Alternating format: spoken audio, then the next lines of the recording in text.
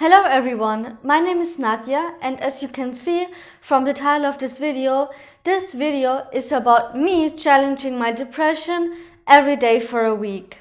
So what I'm going to do is that I'm going to do some exercises and just some everyday things that can be difficult with depression every day, to get my brain to understand that we can do this, and also to show you that you can do this. So of course you can adopt some of these ideas. If you want to, you can do it with me, and you can make a plan for challenging your depression every day, and you can adjust it to whatever might be good for you. So there will be clips from every day where I tell you and show you what I've been doing that day to challenge my depression. Have fun with the video, and please take good care of yourselves, and please be kind to yourself and hydrate. So this is my day one. Here is my wonderful, beautiful little cat, and here is what I did. So I did a bullshit bingo, depression edition, and a counter bingo. So basically what this does is that you make one bingo where you put all the sentences that your depression always gives you, and kind of those who always tend to come back to you. And those are always pretty easy for me because those are thoughts that I have a lot. So they come to mind pretty easily, and you can just use the ones that apply to you, but maybe you will be able to identify with some of them, and I can read some to you. So these are pretty much very typical for depression. So for example, I'm never enough, time is slipping away, I will never have the energy to actually have a good life, I'm ashamed of who I am and where I'm at, and things like that. And then once you have them all here, it will help you in the future when you come back to it, because you realize how predictable your depression really is. So when you have a moment of depression, you can look back at it and be like, oh, of course I'm thinking this again, because that's the only thing my depression ever has to say. What a surprise. And that has really helped me. And then of course, the counter bingo is there to challenge these thoughts that depression gives you, and it opens up your horizon to allow for other thoughts. And you can do it by either responding directly to the thoughts on here, or just think of good thoughts in general, which is what I did. And so there are things like, I'm worthy of love and I'm capable of love. Maybe it does work out. I'm not alone. Bad things also don't last. And then when I kind of ran out of good things, I just put in some poetry phrases that always help me. And you can just fill it with things that give you hope and energy. So yeah, this is a pretty neat thing. I also did this in my journal, so I can always come back to it. Maybe you can hang it somewhere, and then you always have a reference point, and you can always challenge your thoughts while at the same time acknowledging that they are just typical depression thoughts. They are not unique to you, which means that you're not the only one suffering from this, and that it can be overcome, and it's maybe just not the truth what the depression is telling you. So yeah, see you tomorrow.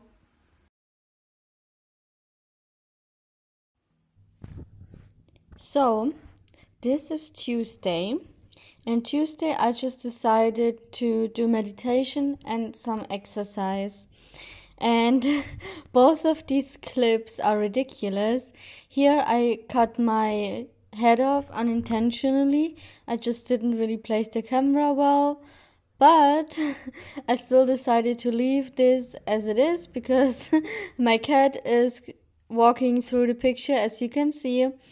So I just decided that the natural chaos can be portrayed as it is.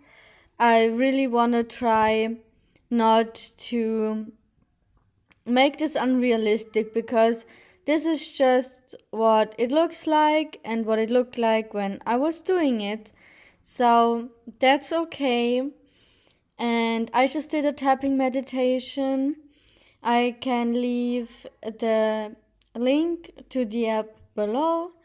And for me, it is always very useful, and meditation can be difficult sometimes, which is why I do guided meditations. All of these tapping meditations are guided. You can work on different subjects, and you can just choose what's good for you that day, what would be useful for you.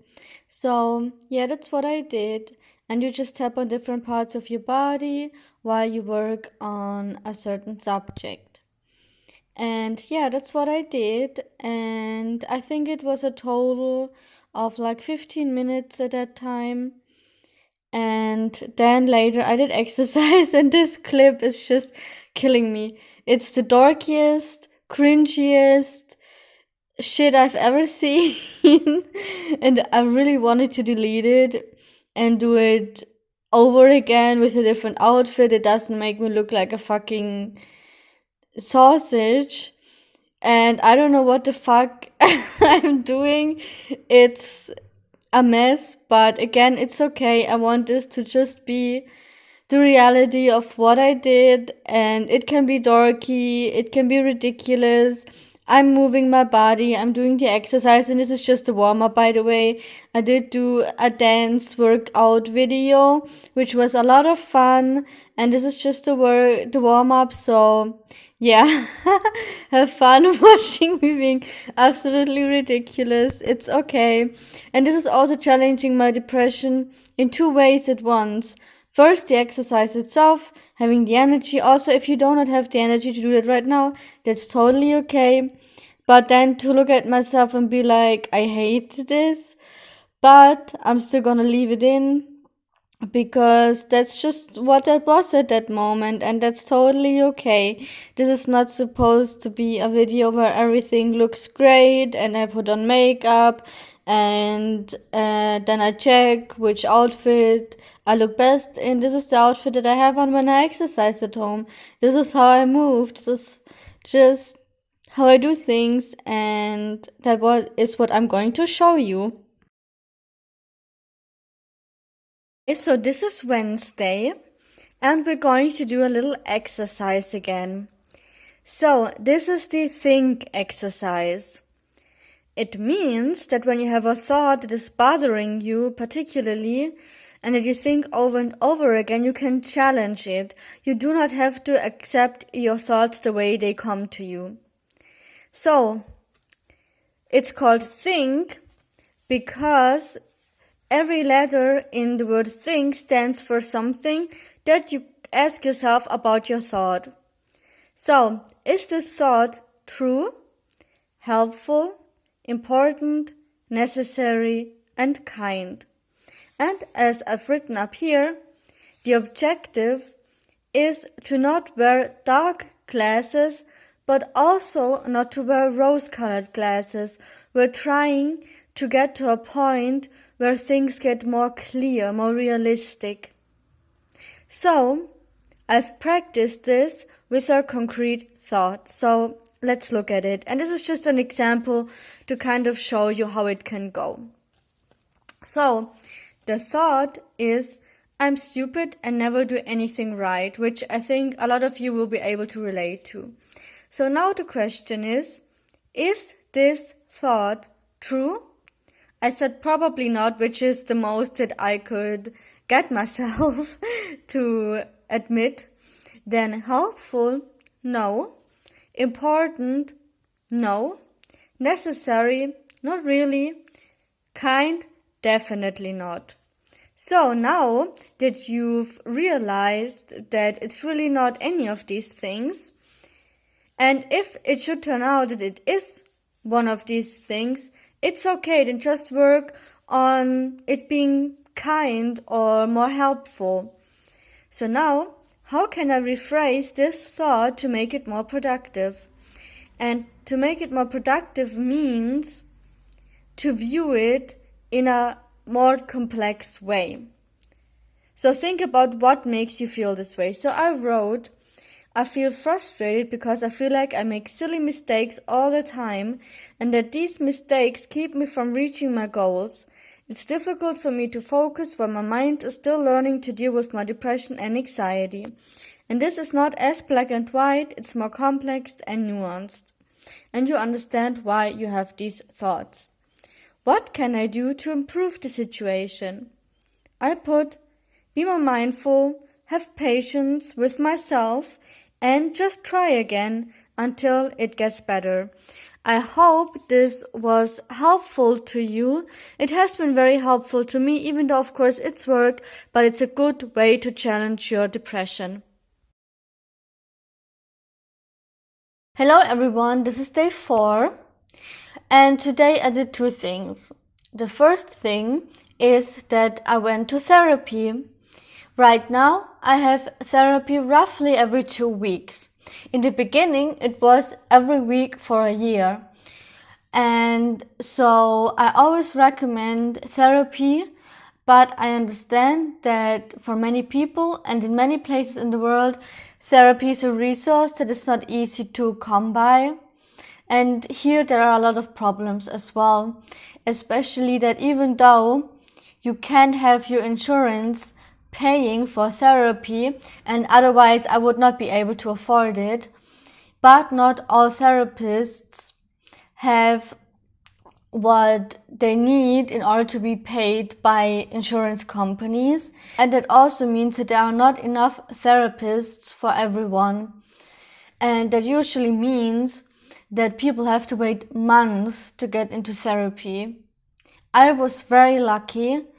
When I hit rock bottom, I knew that I needed help immediately, and I just contacted every psychologist, therapist that I could find online, and I wrote emails all day and also made some phone calls, which was very stressful, and I got lucky that I got in. So now I go to therapy, and of course also what I want to say, what I do every day is take my meds. When I started going to therapy, I also started seeing a psychiatrist. So I'm doing the combination of therapy and medicine. And, scientifically that's what helps the best. And I'm just trying to give myself the best fighting chance I can. So if you also take meds, don't forget to take them. So the second thing I did today was that I took this letter paper and I've put on them 2 poems that I really love, that remind me of things that are important and that I will hang up on my wall. So this is a poem by Emily Dickinson, and I really like it, and it reminds me that, when I have days where I feel I've just haven't done enough, I wasn't very productive, and I'm not getting anywhere, that it's enough to be a kind person. And if that day the only thing I've accomplished was to tell somebody else something nice, then that's enough. And then there's the second one, which is part of a poem by Walt Whitman. And it's meant to help me be a little nicer, kinder to myself, which I think many of us need. And it can help to have things like this up on your wall to just look at, because you're used to thinking all the negative thoughts, so it takes training to really internalize these things, and having them on your wall can really help. So this is Friday, and I'm now taking the time to cook a nutritious and homemade meal for myself. I'm trying to go about it with a lot of mindfulness, just concentrating on what I'm doing and focusing on putting love into it, because I'm taking care of my body. And so this is the first thing that I'm going to do today. And after that, I'm also going to wash the dishes and do some more household chores. And that is also challenging my depression, because it's not always easy to do these things. But today I'm taking the time to be good to myself and to just use the day-to-day things as a practice in mindfulness.